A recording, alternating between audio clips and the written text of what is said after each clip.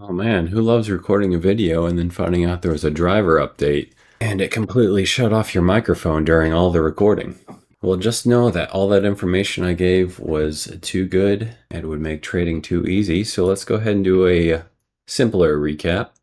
Index markets as a whole are crazy overbought, largest rally in history. Political issues in the Middle East lead to a market that seems like it can just go to the moon forever.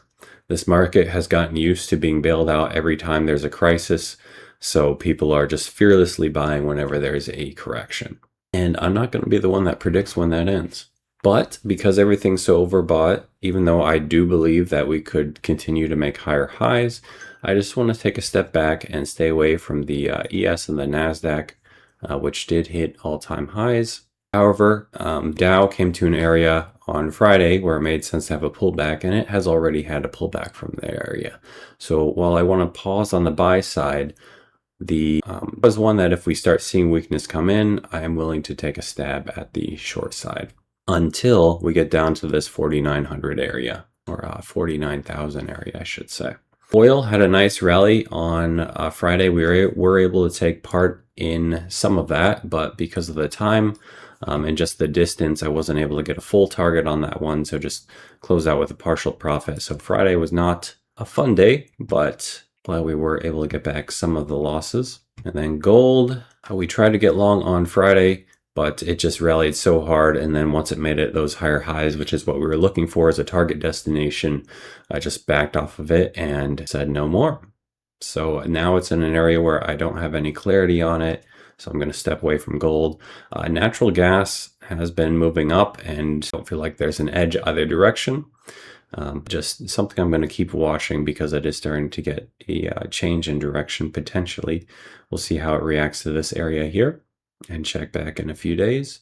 Copper is one where the pattern of what's happening on the smaller time frame right now has me interested in buying, but because we are so overbought, I just need to be patient and wait. I might be upset at myself later for not buying, but it would violate my rules by buying this. The market is this overextended still. So I just need to see a little bit more of a pullback before I can get interested. So if we come down into this area below and then get a similar pattern to what we're seeing happening right now, I would absolutely be hitting the buy button. The euro, one that I am potentially looking to take sells on as well. This order I just submitted here is one that if we start making lower lows before I get filled on it, I will be canceling this order and waiting to see if we can move a bit higher before I start taking sells again. The yen is unclear to me, going to stay away from that. Bitcoin, the gap down brought it back into a small area of demand. And so it's already bounced from there at this point. If I had gotten long on it, I'd be holding it. But at this point, it's unclear to me to say where it would go. Because if it does come back down here, I think it's more likely that it's going to at least break this low, previous week's low, or previous day's low. So overall, the markets have a lot of conflicting information that I'm seeing. And what I've noticed in the past when this happens, we tend to either get markets or very volatile markets. And these sort of choppy conditions are ones that I usually want to just stay away from and just wait for more clear opportunities that come down the road. But like I said before, the YM and the 6E, I'm going to be watching for potential sell setups today. I have to remind myself to stay patient and wait for these other markets to give some more clarity. Happy trading.